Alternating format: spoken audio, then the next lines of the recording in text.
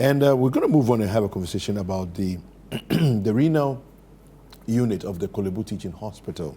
And it's expected to be open. It's been closed for a few weeks now due to challenges with acquisition of consumables, and just basically the place is struggling to run, efficiently.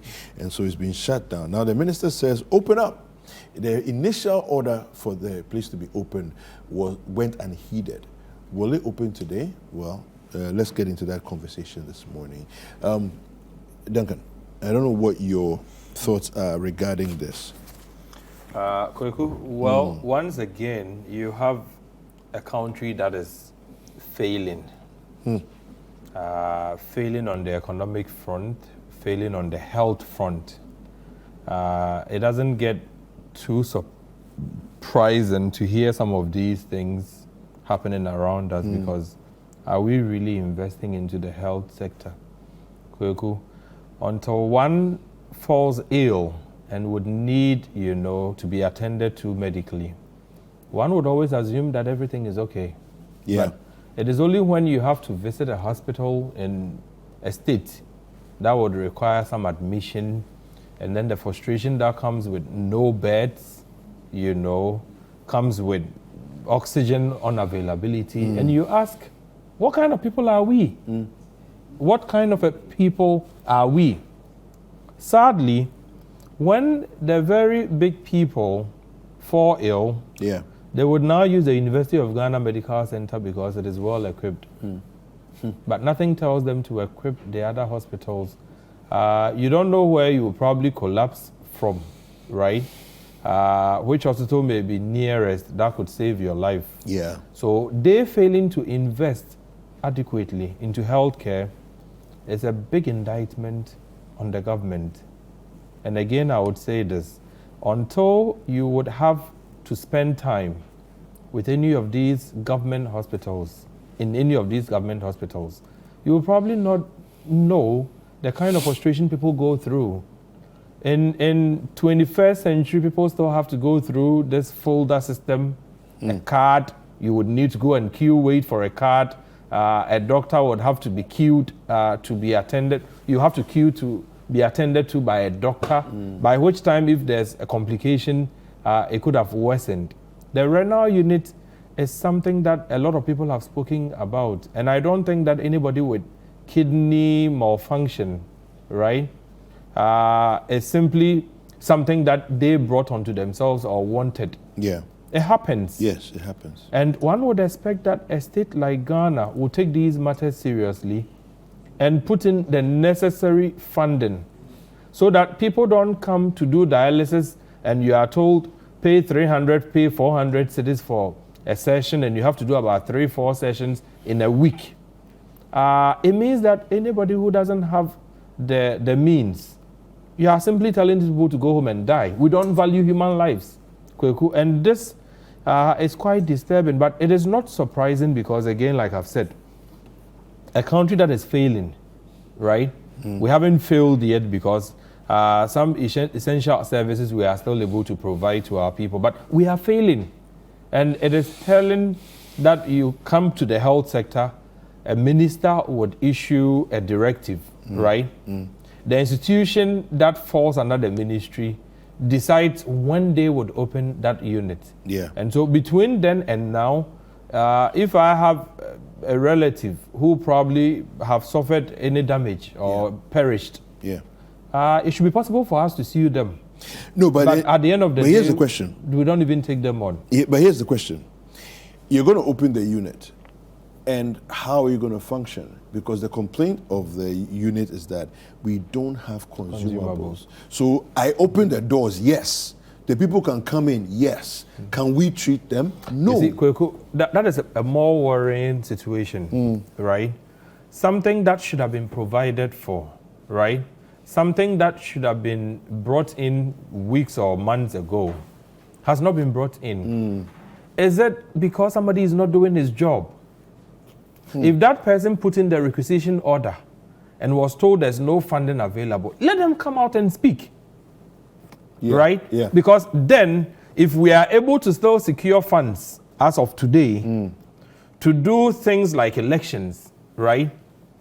And we tell the people whose lives are on the line that we don't have funds to provide the consumables that the renal unit would need, then it is a bigger problem, because clearly the things we prioritize are foolish things. The very foolish things we would spend money on. Yeah. But the very things that would save the lives of our people, we don't care. And Kweku, I am saying, if the unit cannot function because they don't have the consumables, the health minister should be able to answer to these things. How come? Did they put in the order? If the order was delayed, who delayed it? Yeah. Was it that the finance ministry said there's no money as usual? If there's no money and the finance minister is still going around collecting taxes, what exactly are they putting our taxes to? Kweku, I get sad sometimes that the very people we are supposed to be serving are the very people we kill by our negligence. Unfortunately, like I said, the law system in Ghana doesn't seem to take any strong view of these happenings. Otherwise, if somebody should lose his or her life because you have closed a unit that should have provided a life support service, we should be able to sue them, because people have got jobs to do. They are paid to do those jobs. The taxpayer continues to fund Kolebu. And you wonder what kind of service they are delivering at all to the very taxpayer who funds them. Do you sue the unit? Do you sue Kolebu? Or do you sue the ministry? In fact, you can sue them jointly and severally, because at the end of the day, like I've said, you are there to provide an essential service. One that is not a luxury service. One that is supposed to protect lives. My life depends on the service you provide. My taxes are funding, the kind of work you do. I come to you and you say there's no service to be provided, the unit is shut. So if there's any suit, I would advocate that you sue everybody, including the finance ministry and the government entirely, because we cannot continue to play the ostrich and allow our people to suffer in 21st century. Renal services, we cannot, extend to our people. Yet, we say there's a government. Mensah Thompson, your thoughts on this one? My brother, aren't you sad for this country? Oh, there's many reasons to be sad, but there's also reasons to be happy. Aren't you sad? That one. You know, some of these things are pretty emotional, because life is life, and you may not have an opportunity if you find yourself in that condition to survive it. We have no idea how many people have lost their lives due to some of these things, and it keeps happening on a daily basis. And if you haven't lost anybody, close person, to some of these things, you may think it's a joke. I've had a very worse experience in Kolebu that I don't even want to talk about, because if I want to talk about it, I'll start banging my hands on this table. And it's very painful that as citizens we pay taxes. Why is there a government? What is the purpose of a government? The purpose of a government is that, look, we all have power.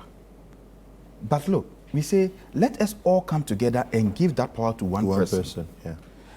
Apart from the power we give to that person, we're also going to contribute in different ways and forms through our business activities, either directly or indirectly, contribute resources and give to these same people we've given power to perform one particular function, to solve problems affecting us, to provide security, to provide health, to provide education, to provide roads, and what have you.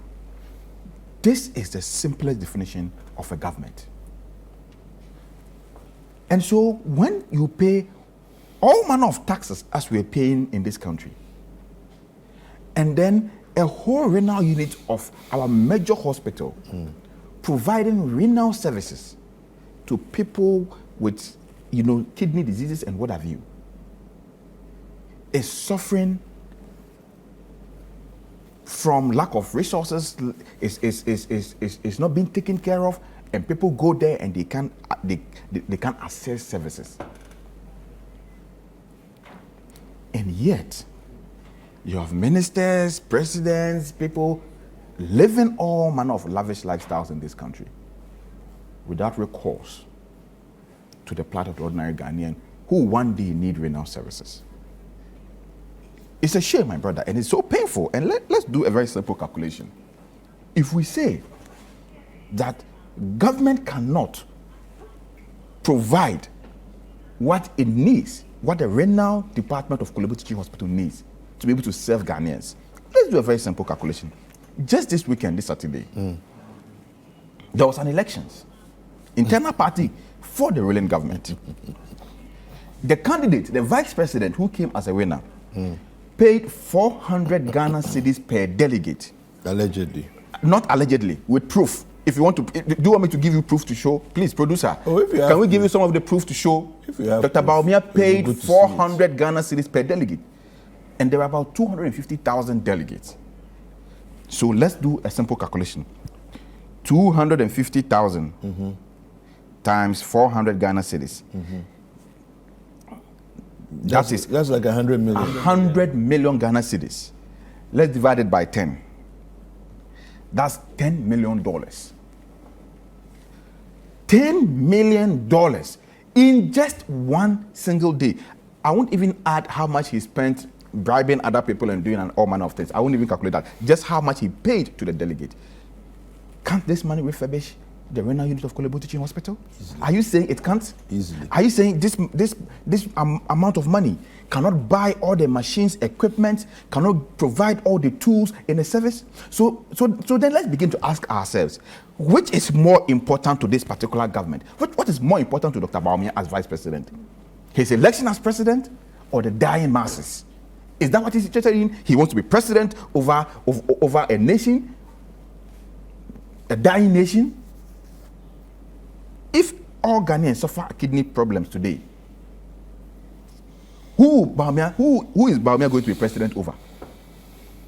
Is he going to be president over ghosts?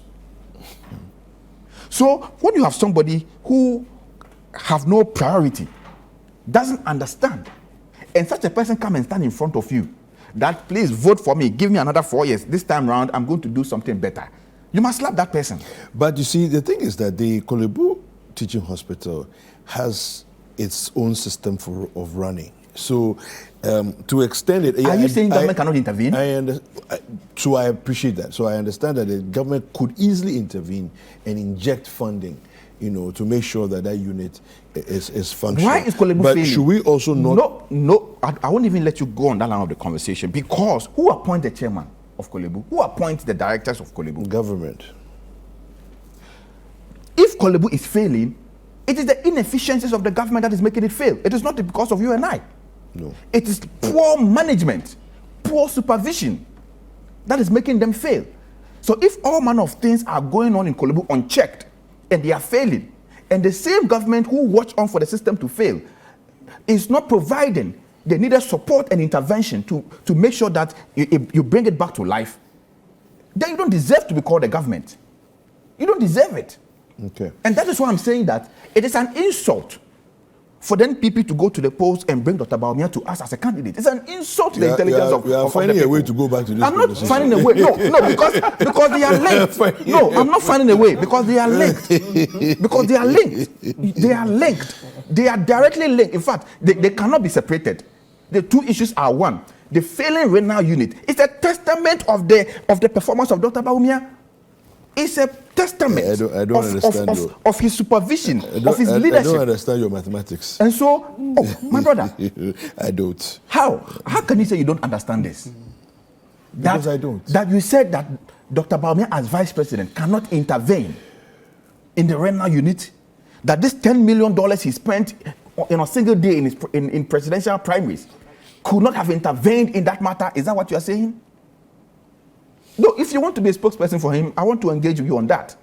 Because this matter is linked. You cannot separate it. Am I not allowed to not understand if I don't understand? No, you must understand. Because this matter is very simple. What is there not to understand in this particular matter? What is there not to understand? Fair enough. You are saying that the sitting vice president cannot be blamed for the failure of the renal unit of Kolebu. Is that what you are saying? No, I'm not saying that at all. So why don't you understand then? So don't say I'm finding a way. Why do you want to blame the sitting vice president for the failure and the failure of functioning of an independent institution. Who should I blame? That should run. Who should I blame? Run on its own? Is there an independent institution in this country? Do you understand? So, if Kolebu, how is Kolebu independent when is the government that appoint the head of Kolebu? How is that independent? If Kolebu is how supposed to is run how is Kolebu independent when they depend on government to this subvention? point? How is Kolebu independent when they depend on government subvention? How is Kolebu independent when their head is appointed by the president? How are they independent? All right, let's make progress. progress. The point is that you cannot separate these two matters. In fact, they are friends. They sleep in the same room. Dr. Bawumia and the failing regional youth of Kolebu are one and cannot be separated. You have made your point. Let's move